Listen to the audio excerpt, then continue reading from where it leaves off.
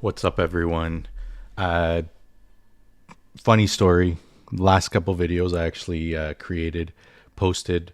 First one looked like it was working, and then I guess something happened and I click mute. So audio was totally off. Second one, I didn't even realize, and audio was not recorded. So I had a couple videos here and wasn't able to post them. I'm really hoping after a few testing that this one does work, but how y'all been doing? It's been a while. What do we got today? Let's just say our last CVC, we finished Newt, and hopefully that you all got Newt, probably one of the most versatile champs in the game. So I had mine built probably 5 different ways before I got stuck on an instinct set. And real reason for the instinct set was the added speed. So I didn't want to get over 245 speed because most bosses are over that 245 limit. So if we can get over 245, we can go before the boss. And the one thing you can do with Live Arena is, of course, gain some extra speed bonus into those dungeons, which is I didn't want to do yet for something like Fire Knight, but some of the other stats would definitely have helped. This is a good thing to do for Live Arena because it just gives you those bonus stats. And I know there's been a mixed bag of reviews of how good Live Arena is, or how bad it is. But looking at my area bonus, of course, I just threw one in there just for real. Just wanted to see, how much it cost at a grade 1. Grade 2s are much cheaper. So when you're looking at a grade 2, you're looking at 5150 versus moving up to a grade 3, you're looking at almost double the price. Actually, you are looking at double the price. You can get up to level 6 if you're in silver, only up to level 3. I think it's worth it. I see here I got some ignore defense on Spider just to try to quicken my run. And then I totally just changed my build and I don't have an issue with Spider no more. Dragon's Lair, I just threw 1 into ignore defense just so we could try and speed it up a little bit more. But really, Fire Knight is the hardest one. Ice Golem as well. I wanted some HP and defense to try to keep my team alive a little bit more, and some resist. So it really depends on what you need. I haven't touched speed because all my champs are speed tuned, and I don't want to throw off my speed. Of course, Hydra doesn't really matter. With so many champs and with Inquisitor Shamel, and bypassing that turn meter, and it's very hard to speed tune. You can really speed tune your first run, your first turn of everybody, just to go who's going to go first. But beyond that, speeds don't really matter. So you want to try to get a little bit quicker. 10 speed on everyone. I want to get some more damage, so eventually I'll push the ignore defense and crit damage. I got teams that can 1 key, so I'm not too worried. Fire Knight is where Fire Knight Hard is where I'm struggling right now. So they definitely come in handy. But what dropped today? You may have already seen it. We have the Path of Vengeance. They always look different. What is it? And the big reward here is a 5-star split soul for Artak. Artak is free champ. I hope you all have one. If you started real late, you may not have had a chance to get Artak. I actually thought that was a second Artak, but it's just an avatar. So depending on what you have, I already have a 2-star soul. So they're actually telling you you're going to have to buy 1. We'll give you the 2. Actually, no, we're just going to give you straight to 2, and then the split souls for 3, 4, and 5. I already have a 2. So the way I see it is I'm going to go for 4 and 5 first, wait to buy a 3 to save myself about 20,000 points. So this whole row right up here is 20,000 points, just over. It's 80,000 to get a 4 and a 5. Okay, so the way I'm looking at it is if I can get to 80,000, great. I'm going to get the 4 and the 5. If in a week, because it lasts a week, I can push a little bit longer, then I'll have a decision. I can do 15,000 to get a book, or I can do 20 full thousand to get actually 19,000 at that point to get the three split soul. So, how are you going to look? A 5-star soul on Artak is great for cruelty. So that way you can, decrease the defense every time he uses those skills. AoE based, so we're constantly decreasing defense, and it's a legendary soul. So you have so much flexibility. He's not really an arena champ, so you can also look at Brimstone. You can look at the higher chance of Brimstone, and some of the other support or defensive team blessings. So, Lightning Cage would only really affect him. To protect buffs, not really that beneficial. We can definitely strengthen our team Aurora by 15%. If we look at something like Intimidating Presence, which could be good if your lead has an aura that works. I know I don't. My lead is always my damage dealer, which doesn't always have an aura that can work. Again, blocking debuffs, 15% chance of blocking debuffs, especially Provoke and True Fear on Dark Resolve. Like that could be beneficial for something like a Hydra, for example. Cruelty is probably where I would look at. You're looking at 15% decreased defense on bosses.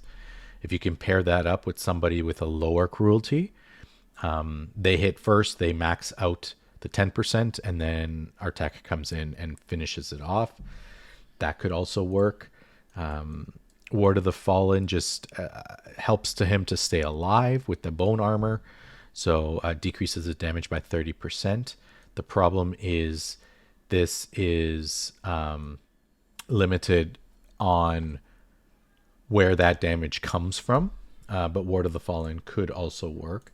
Soul Reap is another option, not so much for Hydra because it does take a 10% hit, but if you wanted to use them in other dungeons, for example, when you hit that 14% threshold, that Reaper comes and clears the waves. So something like Spider, you get a nice big nuke in there, you get them down to 14%, Soul Reap comes in, it is an AoE attack, and will wipe out all the Spiderlings, potentially even speeding up your run on Spider, and you don't necessarily need that AoE damage dealer to nuke all the waves because you have Artak coming in, triggering the poison, killing all the Spiderlings, and nuking the boss, especially on hard. So Soul Reap could be a good one. It really depends on where he's used.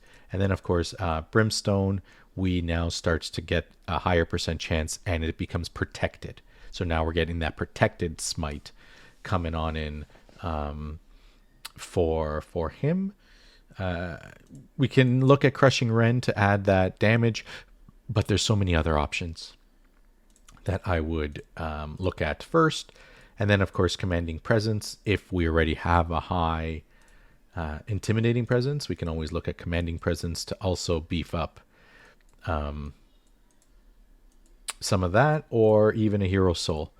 And we can look at 1.5% extra damage per enemy alive, which the Spiderlings count. So you're getting a huge boost in energy damage. Again, depends on where you use and how you use Artak. For my team, so I mentioned Newt earlier, I do have a 5-second team here, and I'm just going to quickly play it because I can feel like some of those damage skills may actually come in handy here. So I'll just quickly show you this build. I just pulled Theodore last week, so I did just build him up over CVC, which was great, and now I have him to use, but I do have a second Sakia, which I could have used in this case, or Artak, who also triggers burns. That's the point of this. So Newt should go first. I just don't have enough speed glyphs to get him faster than 252. So it's fine. It works this way. We got the burns out. We missed 2 burns. Not the end of the world. Okay. Second time, so Sakia is going to come in and with the A2, which does the decreased defense and weaken and activates a burn. Okay, so then we got burns place, decreased defense and weaken on our champs. We're then going to come in with Theodore. Theodore's A3 here instantly activates poisons and burns. So increases the duration and then activates, which is great because if we just activate right now, we'll have a 0 turn burn. And because this skill doesn't do damage, where Sakia's skill does do damage, we're able to just go ahead, trigger them. Only the burns have attacked. This is where Newt can come in at any real point, but ideally after. Doesn't really need. Come in with that A3, which is a decreased enemy max HP nuke. So we're going to come in, nuke the boss down. Of course, we got the max damage, 1.4 million. We have this much left, and this is where I come in with Husk, but you can also use a Royal Guard if you have one. It's an AoE max HP nuke is what's needed here. So attacks all enemies. At this point, we're going to kill every single enemy, and that damage is going to hit the boss. You're looking at about 400,000 to 500,000 per hit here. If we had Artak in here, we could trigger the last set of burns instead of Theodore, right? We trigger the last set of burns, get them real low. Soul Reap comes in, nukes all the ads, and I don't even need this 5th turn, potentially, which would be pretty amazing. But anyways, we go here, we nuke the boss. Boss is dead in 5 turns. And, a pretty good, quick, and efficient way. The trick is everyone has to be over 245 speed, as I said earlier, because without being faster than the boss, this doesn't work. Because then the boss will hit, the Spiderlings have to respawn. It takes forever. The turns are longer. I did have a team that was 100% successful that did have the boss go first, which worked, and was based on a Seer nuke team. Buffs up, Seer would come in, nuke all the ads. They'll respawn. Seer comes in, refresh, and nukes all the ads again, and they're all dead. So there you have it. But different benefits. I think Artak can work in a 4-turn spider team. I think can really work, and that's mainly because of that A2 instantly activates the burns before attacking. So he's going to activate the burns, then he's going to attack. If you build him with not a lot of damage, right? He's not doing enough damage in order for the Spiderlings to die. Get them below that 14% threshold, and then let Soul Reap come in and destroy the rest. I feel like it can work. He also has this HP burn where he'll place them before nuking. So if you don't have that burner, he's a great option as well. I'd bring someone with a block because you might have to come in with that support to keep him alive, and it might take a little longer, but there you have it. So what the cool thing about this is it's similar to the last one, Artifact Enchanting and Dungeon Divers. So the points for Dungeon Divers are quite low. If you're looking at a Dungeon Diver, a level 20 normal is probably the best to energy efficiency for Dungeon Divers, because on hard for 20 energy, you're still getting rank 5 and 6 rare and epic stuff. So you're looking on an average about 30 to 34 points on average on anything. You do get that nice to have down here, but the chance of getting mythical on hard is less likely. So for the energy base, you're getting 30 plus points. For an extra 4 energy, you're potentially getting the exact same amount of points. So why spend the extra 4 energy for that chance when over time this ends up working out better? Artifact, of course, if you have any 5 and 6 stars to get to 16, it's going to cost you quite a few million silver, but best, quickest way to get up there. And then, of course, if you've been saving your soul stones, now that we know we have soul stone events, tournaments, it's good to just save them up, because on times like this, I have 3 immortal soul stones saved up. we're going to get an Eternal Soul Stone by the end of this event, 7,500 free points, plus the 3 I already have. I'm looking at about 14,000 plus 3, to about 20,000 points in Soul Stones that are coming up for me. And where do I have that one coming?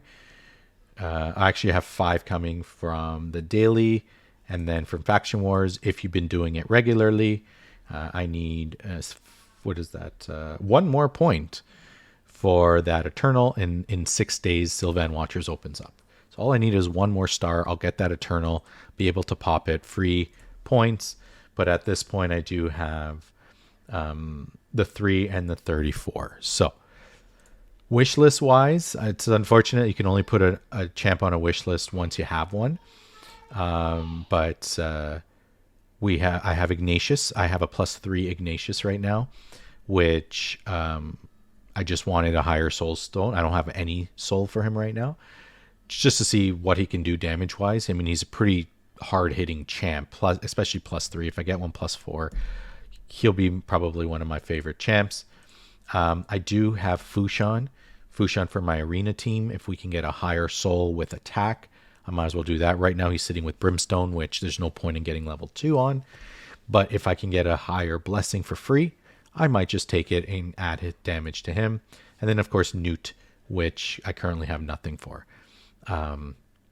There's other champs that I could look at getting that I would love to get.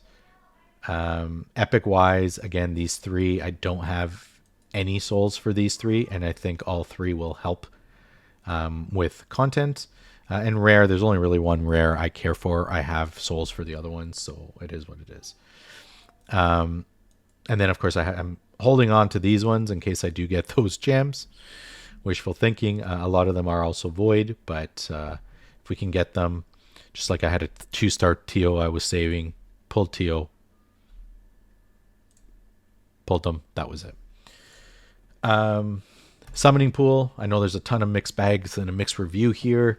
I ended up pulling 3, the 3 that I got for free from the turn attack events, and I got 3 rares.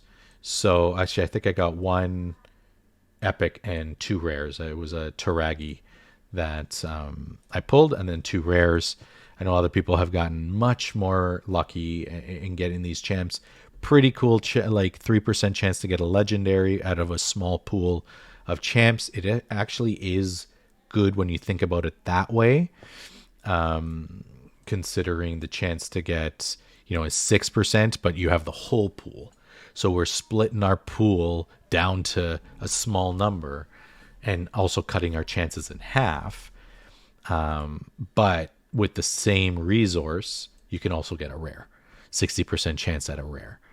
Whereas with a Sacred Shard, you're not getting that chance. So it is what it is. At the end of the day, you just do stuff, get them for free. I would never encourage anyone to buy the shards. I keep seeing them pop up in the shop. Right, 160. Like, it's not worth it, because what are you're going to pull them all, and if you happen to get all rares, that's a waste of money. It literally is a waste of money. So why bother? Now they changed these mini packs. At one point they had those prism crystals in a daily pack, and now they're doing mortal soul stones in a daily pack. And the packs are fluctuate. Sometimes I get these, sometimes I get more, sometimes I get less. It is what it is. And then some energy so that you can do your farming. So to end today's video, let's pull what I have and let's see what happens. Of course, we're getting 1,000 per, so we're going to get our 3,000. Okay. Occult Brawler I don't really use anymore, and these rares I end up just selling right away. Sometimes I don't like to wait. Some good champs here. A Battle Sage I have a higher, I think 5 or 6 star. Venom Mage I think 3 or 4. So these are all useless for me. Legendary, okay, I don't know if I have a bad L. I'd have to check that. Saris is okay. Again, Saris doesn't really do much that a blessing would be needed. Really, your damage dealers and your healers are the two that really will benefit from that. And I can get one more. Although I do like to use my points here so that we can get more essences so I can buy more during events like this. This is why I kind of save up to figure out what I'm going to do. I'll pull. All right, so let's see, 1,500 each. I'm not holding my breath. 3-star garbage. Necro Hunter, probably going to trash that. Okay, another trash. And another trash. And that's actually... I've seen people still use some rehab. Okay, I might keep that for now. So what do we have? So I already have a 2-star occult. This will just give him up to 3. I could sell it, but for the chance that I do use him, 3 stars is actually pretty darn good. So I'm sure there'll be content where he'll be useful again.